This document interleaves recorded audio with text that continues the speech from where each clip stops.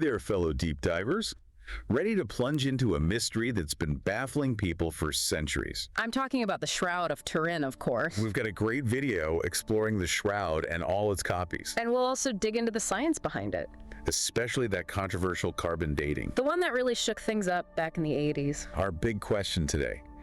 Is this really the burial cloth of Jesus? Or a clever fake from the Middle Ages? Or could it be something even more unexplainable? It's really cool how these two sources we have kind of complete each other. Yeah, one is all about the history and culture, while the other dives deep into a specific scientific moment. So imagine this. A linen cloth. About 14 feet long and 3 feet wide. With the faint image of a man who looks like he went through a crucifixion. This is the Shroud of Turin. And for centuries, people have been arguing about what it is. The first time we hear about the Shroud in any official document is 1357 in France. Then it was owned by a bunch of different people. Survived a fire that left some scorch marks. And finally ended up in Turin, Italy. Which is where it is today. That journey itself is pretty amazing. Yeah, if this cloth could talk, imagine the stories it could tell. But even without words, it does tell a story. Especially after 1898. That's when everything changed. A photographer named Secondo Pia took a picture of the Shroud. And when he developed the negative, it revealed things you couldn't see just by looking at the cloth. Suddenly the image was way clearer. And the whole world became obsessed with the Shroud. Yeah, that photograph really kicked off a ton of scientific research.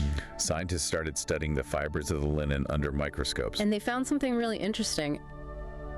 Pollen. Pollen. Like from flowers. Right, but this pollen was special. How so? It was the kind of pollen that's unique to the Jerusalem region. Pollen from Jerusalem. That seems like a pretty strong connection to the Holy Land. It does suggest a link, yeah. And there's more. Right. The way the cloth is woven. Like the pattern. Exactly. It seems to match textiles from that time period in the Middle East. Not medieval Europe. Right. So we've got the pollen, we've got the weave. It's all starting to point towards the Shroud being authentic. But then along comes the carbon dating. Ah, yes, the carbon dating. 3 different labs did tests in 1988. And they all came back with pretty much the same answer. That the Shroud was actually from the Middle Ages. Between 1260 and 1390 to be exact. Which lines up perfectly with when the Shroud first pops up in historical records. So case closed, mystery solved. You'd think so, right? But not so fast. Because people who believe the Shroud is real have some serious doubts about the carbon dating. Their main argument is that the samples might have been contaminated. Especially after that fire in 1532. Right, the Shroud was repaired with patches of newer linen after the fire. And those patches could have messed with the carbon dating. Making the Shroud seem younger than it actually is. I see, so it's like a scientific tug-of-war going on. Exactly. Both sides have strong arguments. And that's what keeps this whole debate so interesting. Okay, so we've got this scientific puzzle. But we can't forget about the history and culture around the Shroud. Our video takes us on a cool trip to Spain. Spain? What's in Spain? Turns out Spain has a surprisingly huge collection of Shroud copies. Really? Like how many are we talking about? Around 30 documented copies, more than any other country. Wow, that's a lot. And here's what's even more interesting. Tell me more.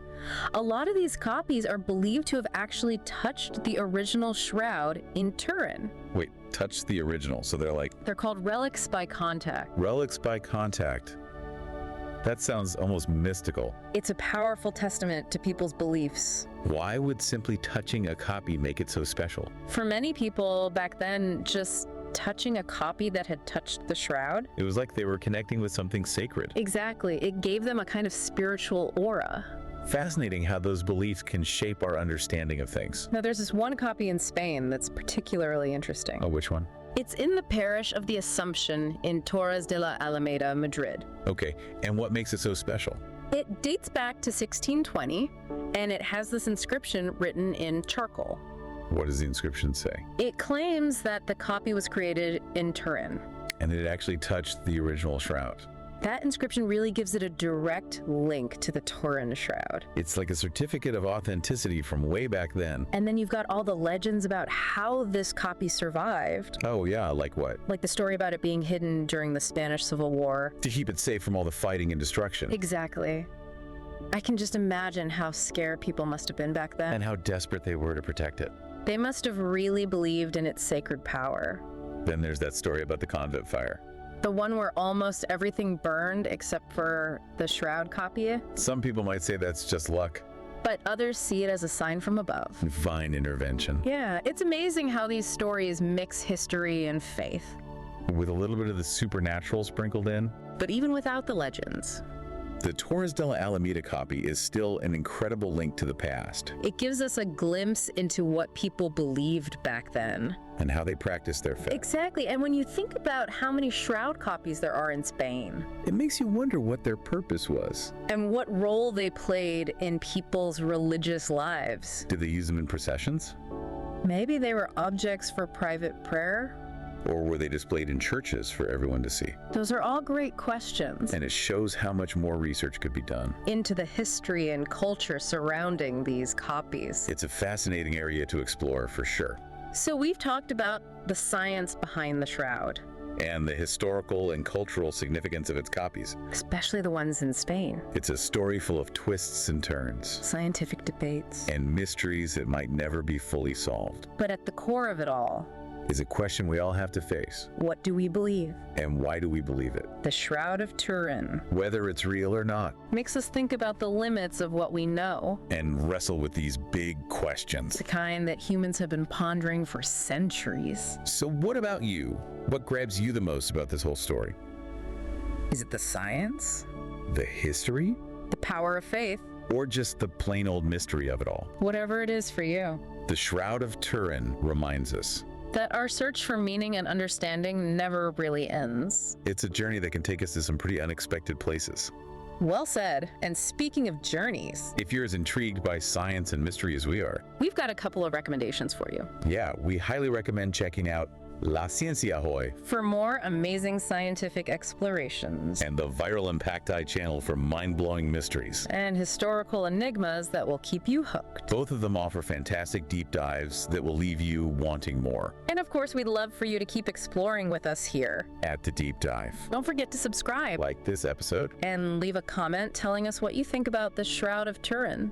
we love hearing from you, And make sure to hit that notification bell so you don't miss out on our future deep dives. into the most fascinating and thought-provoking topics out there. Thanks for joining us on this incredible journey. Until next time, Keep exploring keep questioning. and keep diving deep. So yeah, this Torres de la Alameda copy, it's fascinating on so many levels. Like what? What makes it so special? Well, first of all, we know exactly where it came from. Right. The inscription. Exactly, that charcoal writing. It's not just some random scribble. It's proof that they really wanted to connect this copy to the original shroud. Right, it's like they were saying, hey, this is the real deal. It touched the shroud in Turin. Like a 17th century certificate of authenticity. Exactly, and then there are all those stories about how it survived. Yeah, the legends It's like how it was hidden during the Spanish Civil War. to protect it from all the chaos and destruction. Right, and you can just imagine the people who hid it They must have been so scared. and so determined to protect it. They must have truly believed in its sacred power. Absolutely, and then there's that story about the convent fire. The one where everything burned except the shroud copy. Yeah, some people might call it luck, A miracle. a sign from God. Divine intervention. It's amazing how these stories weave together history and faith, With a little bit of the supernatural thrown in. but even without all the legends.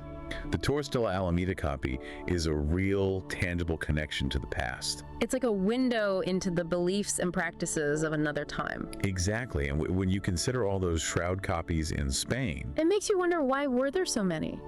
what were they used for? What role did they play in people's religious lives? Did they carry them in processions? Were they used for private prayers at home? Or were they put on display in churches for everyone to see? Those are all great questions that deserve more research. We need to delve deeper into the history and culture surrounding these copies. It's a fascinating area for future exploration. Well, we've certainly covered a lot of ground today.